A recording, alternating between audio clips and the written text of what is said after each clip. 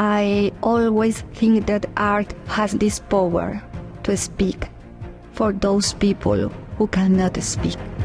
Luz Lizarazo hija artista kontemporanja li xogħol tagħha jieħu pożizzjoni poetika u politika fil-waqt li jagħmel sforz biex li segwaċi joħloq ilhom spazju li fih jistgħu jarfu jiċċelebraw l-awtonomija, is-sesswalità u l-liberazzjoni femminili. Hija tieħu sem fil-Malta Biennale d'Art, xogħol qed tiġi esebit fil-Palazz tal-Gran Mastru. Alexandra Aquilina hija artista bbażata f'Malta u f'Berlin li taħdem b'diversi mezzi.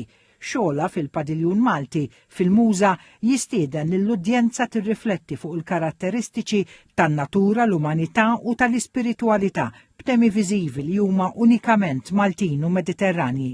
Jiena l-arti tiegħi titratta ħafna il-femminil, imma f'dan il-kontest ma ħassejtx il-bżonn nittratta fuq l-identità femminili tiegħi.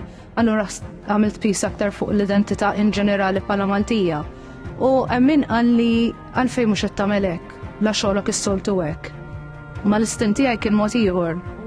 Jien naħseb hekk ngħid għal kull artist f'kull sitwazzjoni għamda l-istin tiegħek. Għall-artista Marjana Han xogħla huwa triq li bieħtaqgħat il-passat mal-kontemporanju qed tiġi esebit fil-Forti Sant'Iermu fil-Padiljun Nazzjonali ta' Franza u l-Ġermanja. Your language already tells the entire story of these two islands. So I think it's really important to bring that onto an international stage within contemporary art.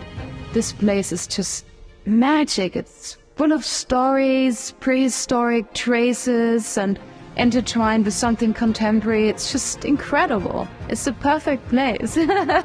L-ewwel edizzjoni tal-Malta Biennale d'Art 2024 tintem fl-aħħar ta' xahar id-dieħel. Bit-tema Baħar Abjad imsaġar ta' Żebbuġ Malta tkun ċentru ta' arti kontemporanja bis-sem ta' 36 artisti minn 140 pajjiż differenti li qed jesprimu t-talenti tagħhom f'20 sit storiku immexxija minn Heritage Malta u li qed jissarfu f'120 attività.